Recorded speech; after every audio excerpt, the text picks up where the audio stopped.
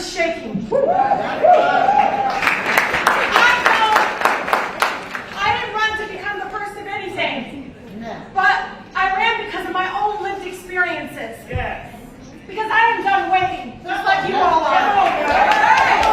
I'm done waiting for the bold change that we need. And I know, I think, and I believe that our Madam Vice President feels the same way. It's our own lived experiences being a child of immigrants, being women of color in positions where we can bring those voices in a room that never ever experienced it before. Y'all, we're in the building. We're in the building where folks were banging on the doors and windows to stop our votes. We stood up and we said, not now, not ever, will you ever take away our right to vote. And this is the same building that we put shots in arms of people that never thought they could get free health care. We did it with free vaccinations.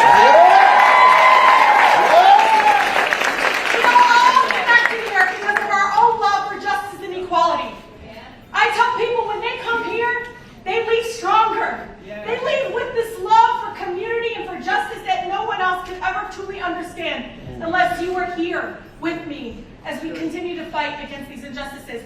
I cannot express to you how much I am pleased to have our Madam Vice President here, and I cannot wait for you all to experience what we've been experiencing in the last few hours of somebody that will stand down and fighting against not only for us having access to health care, but also against the voter suppression laws that continue to be pushed forward in the state of Michigan. Not now, not ever. Thank you so much.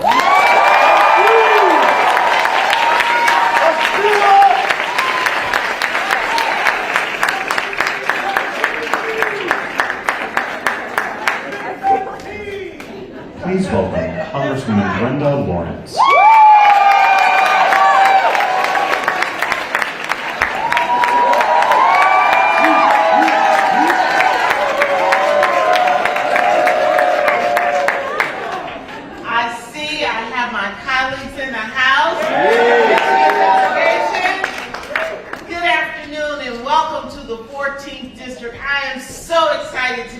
Today, and we've come with a unified message: get the shot. GOTV, get out the vaccine. We are ready to get off of this corona highway. This road has been too long. We have cried at too many funerals. We sit by the side of those who are suffering. The only way we get off this highway is to get the shot.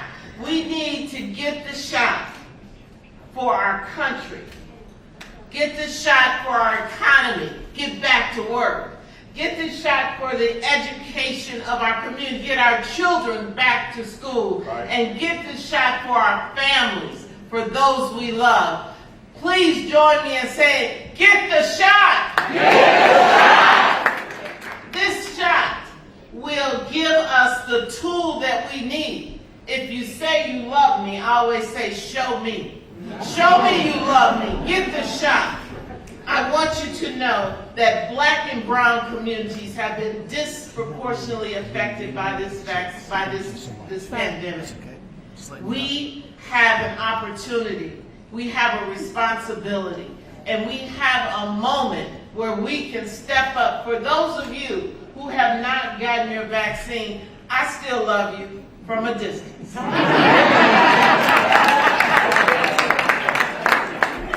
We can prevent loss and heartbreak right here in Southeast Michigan. I led our communities in a GOTV, Get Out the Vaccination movement, and so many of you, 5,000 people during that week, showed up and got their vaccine. I'm thankful right now for the leadership and the efforts of our frontline workers. Let's give every frontline worker.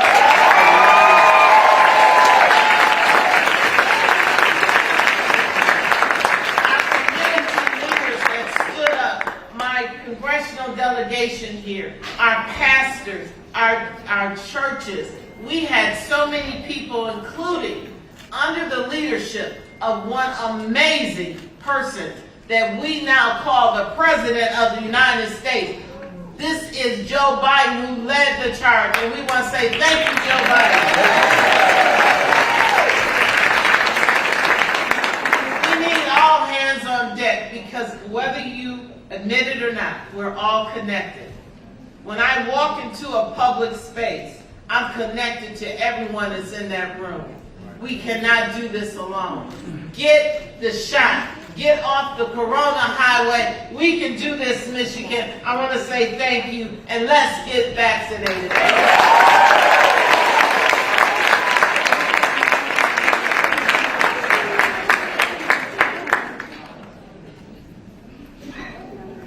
Please welcome Mayor Mike Duggan.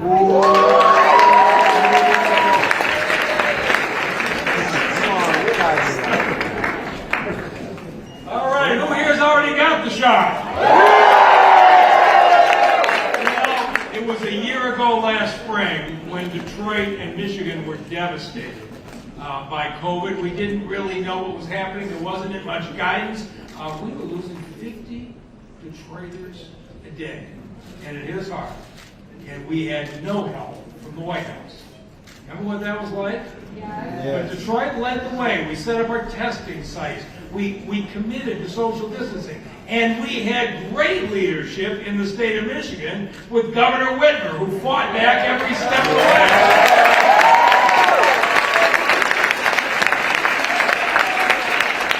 And then in January, a really good thing happened. We got a partner in the White House. And the vaccines started to flow. And right here in this building, we were vaccinating more than 5,000 people a day. The drive-through site at TCF was efficient as any place that you could have gotten, and we started to lead the way again. But we have to be honest. Right now, at least in Detroit, we've fallen behind. We've got less than 40% vaccination in this city, and people are like, well, I don't know anybody getting sick right now. But we know what's going to happen. We know what the seasonal flu cycle is like. In November, this Delta variant is going to hit this state hard. And here's the thing about leadership.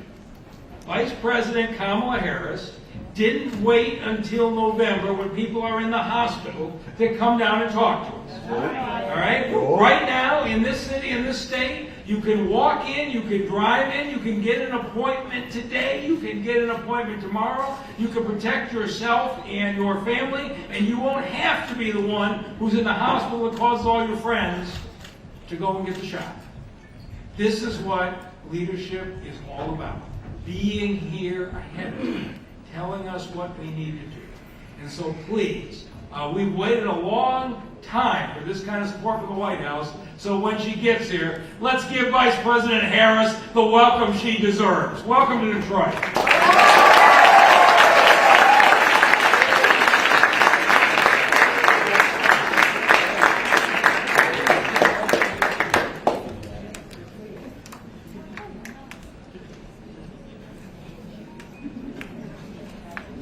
Please welcome Lieutenant Governor Garland Gilchrist.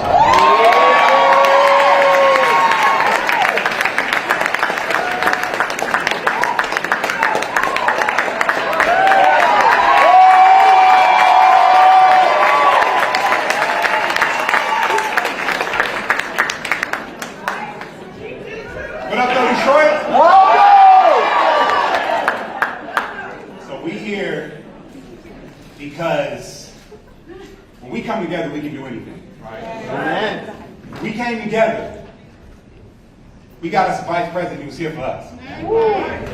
Vice President Kamala Harris, you see, Detroit was the last place she visited before she became vice president-elect. Y'all know that? Yeah. She did that because she knows how important you are. So on behalf of the entire state of Michigan, thank you, Vice President Harris, for coming to the show.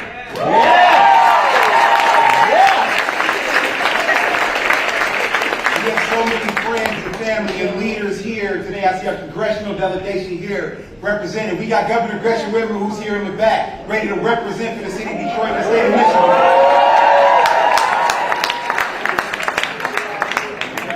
Today we're here to talk about the job that we have to do to make sure that our people are in a position to be healthy and successful going forward. Everybody who made the choice to get vaccinated made the choice to have a future. And everybody who made the choice to help somebody get vaccinated made the choice to make way for somebody else's future. We call this a vaccine mobilization event, not because we're here to talk about vaccines. We're here to talk about what it takes for people to get vaccinated. I want to thank all of you for stepping up and standing tall for our communities and making that possible for somebody else. I bet everybody here has convinced somebody to get vaccinated. But guess what? All the people who have not yet been vaccinated, they just one conversation away. So my challenge to you is, who are you going to have a conversation with? Better yet, how many conversations are you going to have today? How many conversations are you going to have tomorrow? How many conversations will you have next week?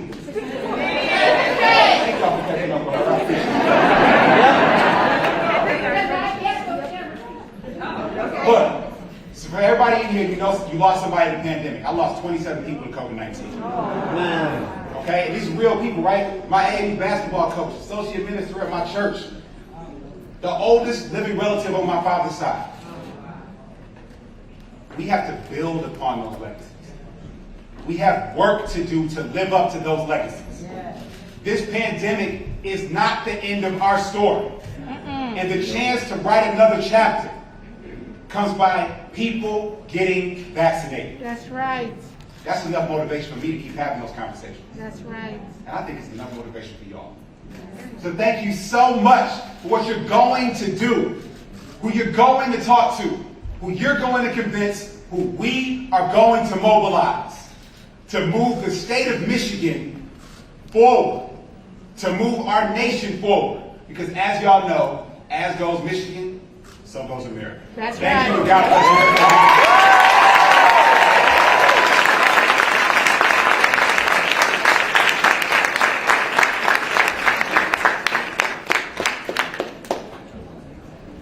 Please welcome the Detroit Youth Choir.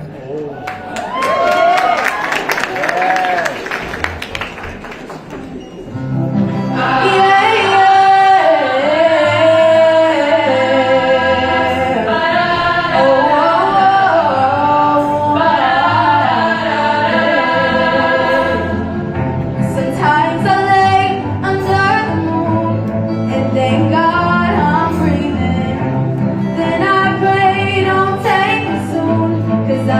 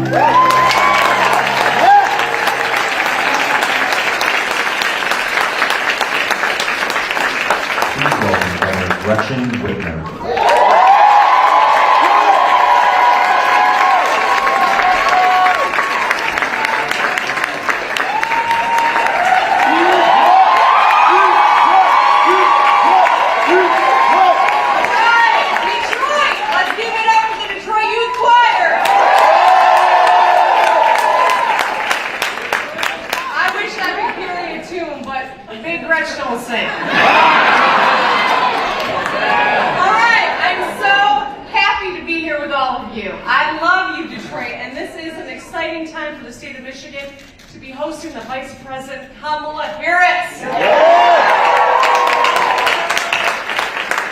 I am thrilled to be here because, as we all know, it has been a tough year and a half, and tough doesn't even scratch the surface. But we have made it this far, and we have made it this far together, by working together, by thinking about one another, by getting our shots in arms. And thankfully, because of the support of the Biden-Harris administration, we've been a success story. And it's because of the millions of Michiganders who have gotten their shots. It's because of the incredible men and women who've stayed on the front lines of this pandemic, so the others of us could stay home and stay safe.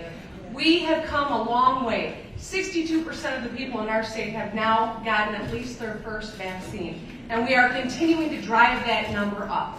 But we know we cannot rest on our laurels. We know that the Delta variant is real. It's a real threat. And we also know 1 or 2 or 27 people, like the Lieutenant Governor said, who lost their battle with COVID. We have more work to do. So how many conversations are you going to have? All right, you did learn. All right, that wise woman from this side of the stage, I heard her say it first. All right, there she is. As many as it takes. I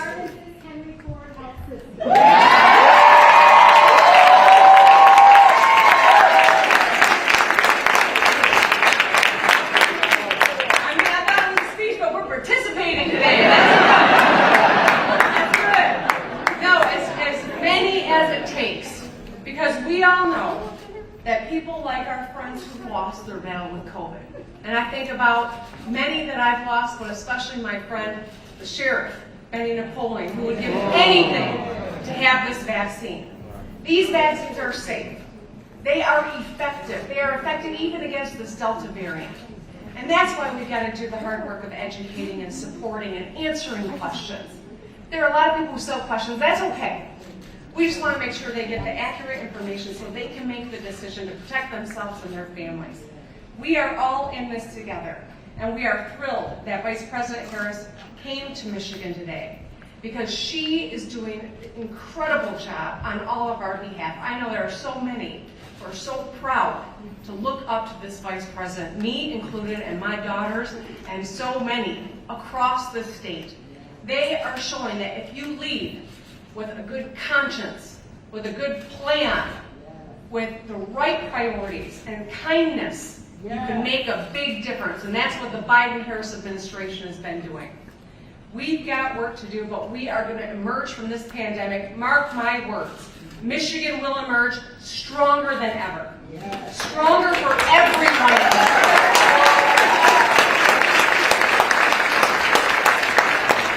So I know I'm in a room full of vaccinated people. I hope you signed up for the sweepstakes, my friends, because we're drawing $50,000 winners every day this month, $1 million winner on Wednesday, $2 million winner at the end of the month. But you got to be vaccinated and you got to register at My Shot to Win. And when you do that, we can continue this march forward and enjoy the pure Michigan summer we all crave. So, the best thing we got going for us, though, is partnership coming out of everywhere from the local government, and I'm looking at my friend Mayor Duggan, to our phenomenal congressional delegation at the federal level, to the Biden White House. We are in this together, and we are going to make sure that people stay safe and that we get back to life as normal, and that, not normal, better than normal. We are tough, we are tested, and we are hanging together.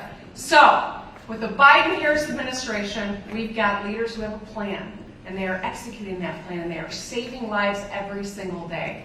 And so with that, we owe them a huge debt of gratitude and support, and I hope when Vice President Harris comes out here, you're going to give her the Michigan welcome that she deserves, because she is doing a phenomenal job. I love you, Detroit. Thank you.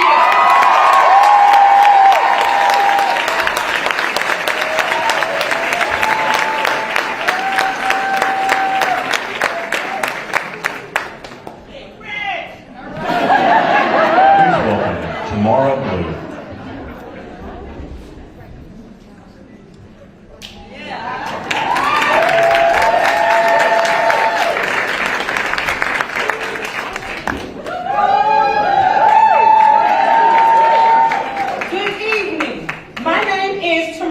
good.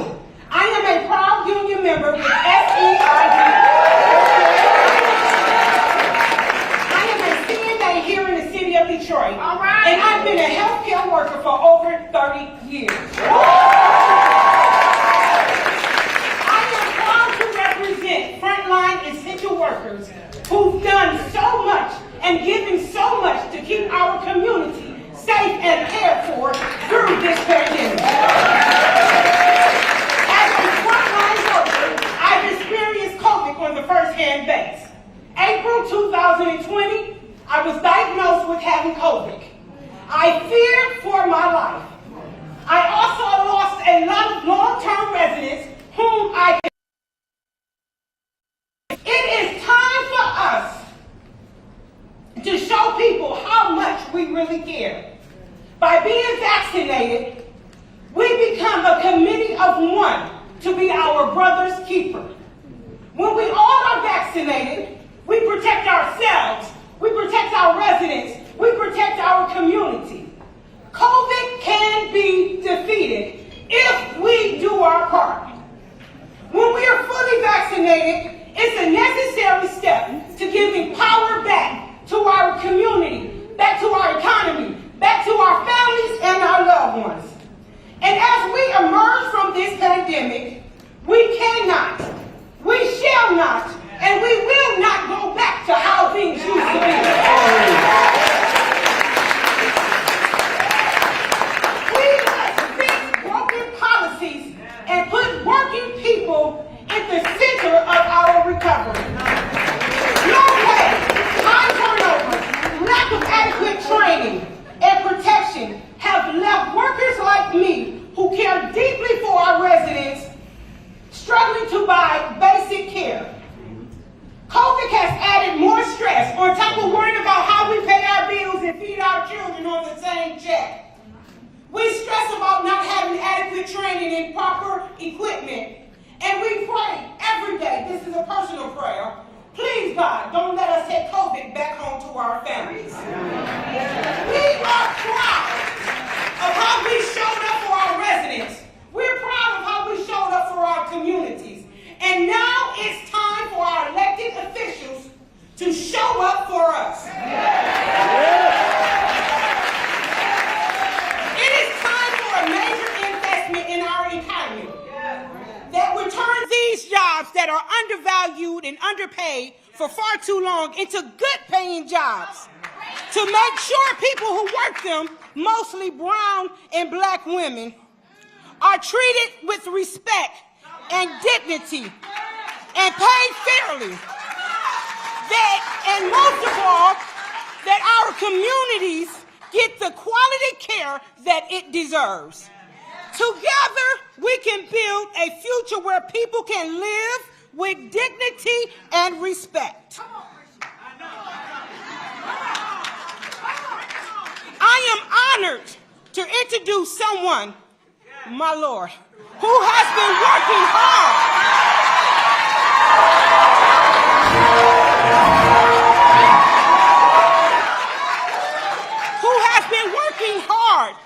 To make sure vaccines and everyone has access to vaccinations so we can build a safer and healthy future for working people. As a partner to President Biden, our Vice President Harris, in her leadership in the White House, has put equality at the center of COVID efforts. She has led the response to the nation crisis, women facing leaving the workforce during this pandemic. And the Vice President works to support American small businesses and strengthening unions is building a stronger economy for all Americans. It is indeed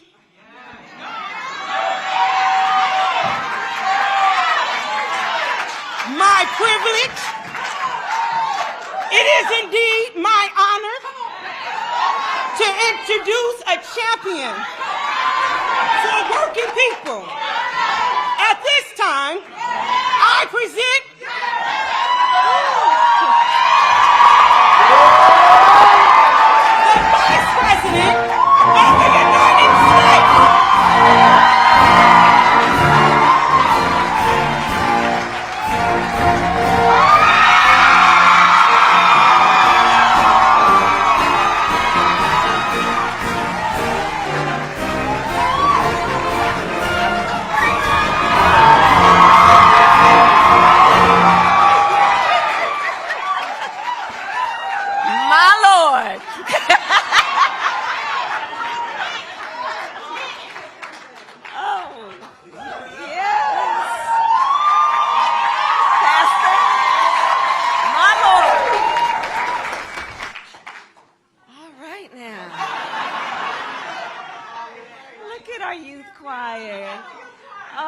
goodness, you all just voices of angels.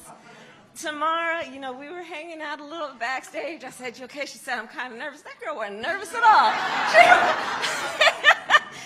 But my goodness, her story, and I hope you know about it, is a story of courage, and it's the story of so many people. Tamara, I'm so honored that you introduced me, given all that you have been through and all you continue to do to hold up so many people. Just a story of courage mixed with conviction, mixed with grace. That's who she is. Can we hear it again for Tamara, please?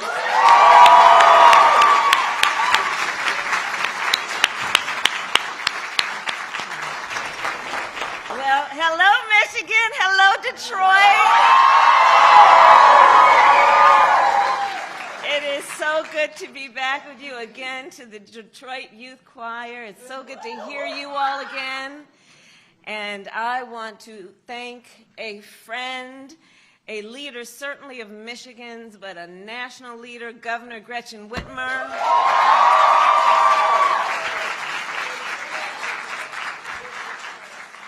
She really is an extraordinary leader on every level, and I'm so honored to share the stage with her today as we have before. Lieutenant Governor Garland Gilchrist, Congresswoman Brenda Lawrence, Congresswoman Rashida Tlaib, Mayor Mike Duggan, and all the other elected leaders. Thank you, thank you, thank you for all that you do. It truly is good to be back. So I bring you all greetings from myself, of course, but also from your President, Joe Biden.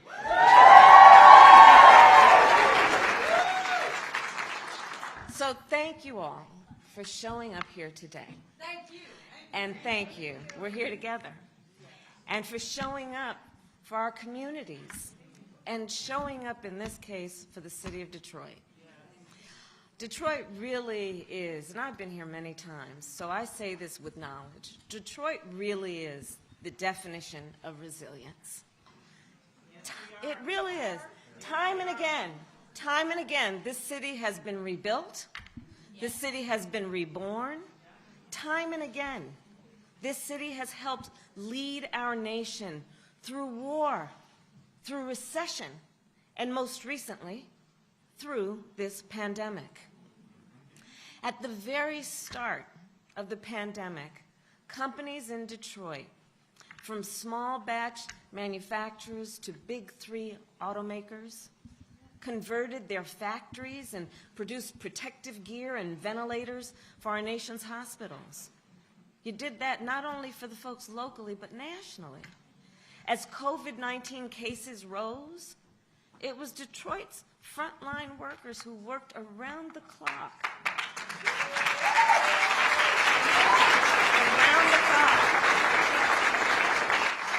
To help care for those who were sick. We heard Tamara talk about the personal prayer, in addition to the prayer for the community and for the world. Those frontline workers, like her and so many others, risked their own lives, and they knew they were, for the sake of taking care of, in many cases, perfect strangers. You know, I do believe in moments of crisis, there are revelations and an unveiling of the heroes walking among us. And I would say among the heroes walking among us as we live on earth right now, the frontline workers are front and center.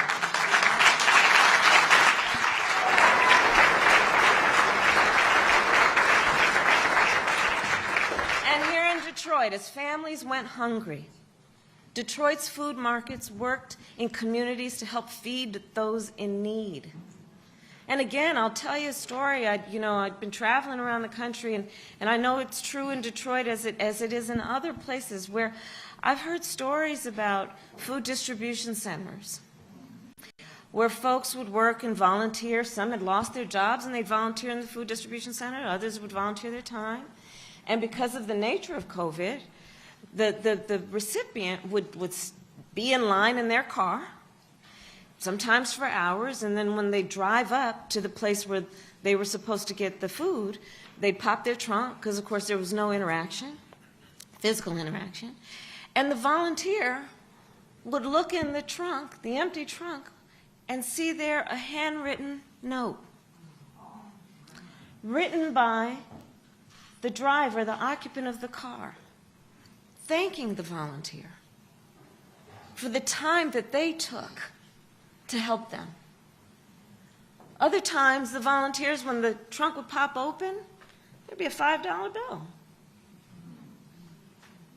People who had nothing, barely could make it, and what little left they had, to thank the volunteers for the value of their time and their labor. These moments of crisis have in so many ways unveiled the grace, the dignity that each of us know we have and should give. So as we reflect Detroit on these days, these are the things I think about. As schools here in Detroit went virtual, Detroit teachers went the extra mile to educate the city's students.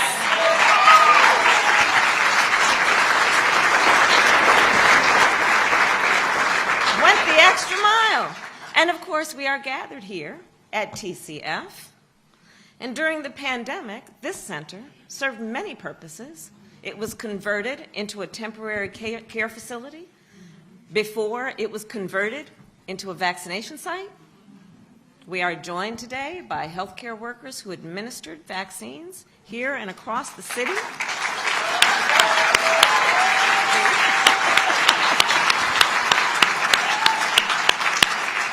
You are the heroes. You are among those heroes I was speaking of. And so thank you all. Thank you on behalf of our country. Thank you on behalf of the folks that you may never meet and the folks that may never know your name, but because of your work and your resilience are all the better for what you've done. And so here we are today, and we are together, and we're thinking about a lot, and we know that across our nation, COVID-19 cases are down from the peak. COVID-19 hospitalizations are down. COVID-19 deaths have fallen by 90%. The vaccine gave us the upper hand against this virus, and nearly 160 million Americans are now fully vaccinated. More than 4.75 million here in Michigan. This is incredible progress, and we need to build on that progress, and we need to build on that progress now. Because there are still a whole lot of folks who are not yet vaccinated, and that is certainly true here in Detroit. So I'm here to say thank you, congratulations, and we have more work to do.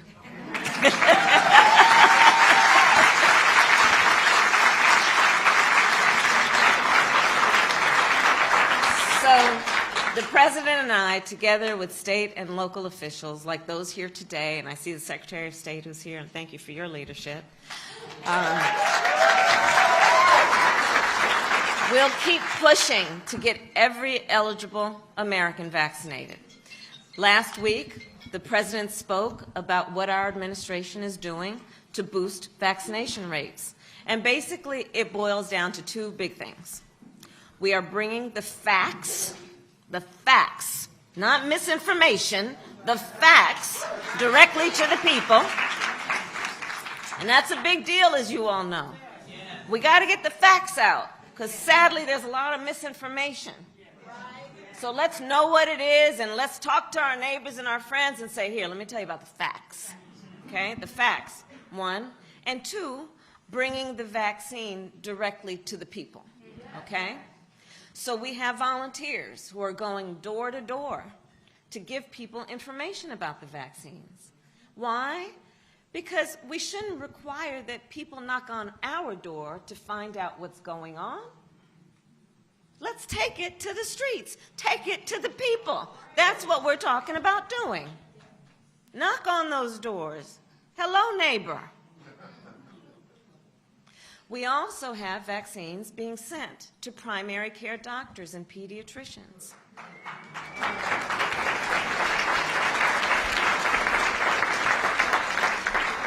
Pediatricians who so often will treat the child, and then as they're treating the child, look over at the mother or the father and say, well, how are you doing? Right? And we are setting up clinics in workplaces and sending mobile clinics into communities. We are leaving no stone unturned because we know getting vaccinated, here's the thing, getting vaccinated is the single best defense against COVID-19 and its variants. It's the single best defense. And folks, this Delta variant is no joke.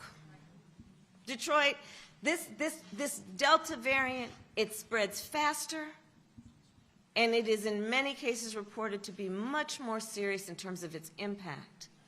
And the vaccine will protect you from it. And here's how I know. Virtually every person who is in the hospital sick with COVID-19 right now is unvaccinated. I'm going to repeat that. Virtually, it's a fact. Pay attention. Virtually every person who is in the hospital right now, sick with COVID-19, is unvaccinated. And even more, regrettably, virtually every person who has recently died from COVID-19 was unvaccinated. The loss, the tragedy of that loss, literally every person who has died from COVID-19 that we have recently been seeing was unvaccinated. You know, you hear doctors now talking about when they're treating someone in the hospital these days for COVID-19, and then they ask, well, have you been vaccinated? The kind of response they're getting, sometimes it's nonverbal, but it's kind of people looking down and saying, no, I haven't been vaccinated. So let's do this in a way that we don't judge anybody. We're not looking down on anybody. But we do want to give them the information because nobody should have to live with any kind of sense or feeling of regret when there's so much that's available to help them. You know, I got my second shot back in January, and I'm so glad I did. And of course, you know, I thought, oh, I can handle anything. But that next day, I was a little off for a couple of, I was just not feeling so well that next day. But that was it. And then back to normal, right? So yes, okay, that's part of it, but it's just, a few hours, and it can save your life. It can save your life. In the words of your own Miguel Cabrera, he said that the shots are nowhere near as bad as the virus. Fact.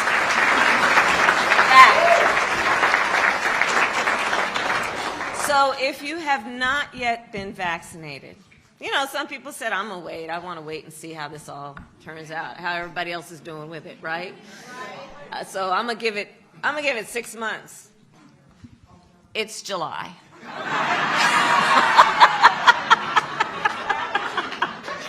It's time. It's time.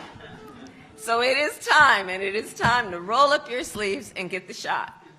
And if you already have, find someone who hasn't and help them. And talk to them as we are having this conversation now. Born out of love, born out of concern, and born out of knowledge, again, that it will save lives. A couple weeks ago, I was down in Atlanta at Ebenezer Baptist Church.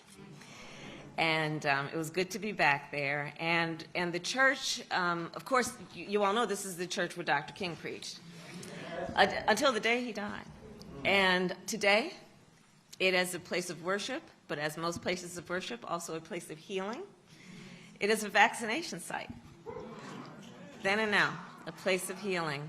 And when I was there, I talked with a bunch of folks, and in particular, I met with a bunch of folks who had just been vaccinated, and the healthcare workers who administered the vaccines. And I said then, what I will repeat today, I do believe that the act of getting vaccinated is the very essence of what the Bible tells us when it says, love thy neighbor. Right? Because what we know is, one can ask, well, who is one's neighbor? Is it the person who lives to my left, lives to my right? I know them, may borrow a cup of sugar, right? But what we know it means when we talk about love thy neighbor is that, yes, it may be the person next door, and it may be the man on the side of the road, and it may be a perfect stranger. And in the face of that stranger, you see a friend. That's what this is about. And so by getting vaccinated, you are loving your neighbor. And so I will end, Reverend Anthony, where I began, with the point about Detroit's resilience. Detroit, you know better than most. Resilience is not automatic. Not everybody has it. Resilience is made. Resilience takes determination, and it takes work. And resilience requires love.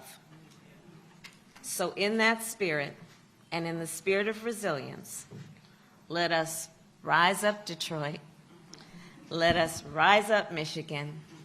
Let us rise up America. And let us end this pandemic once and for all. We can do this together. I know we can. Thank you.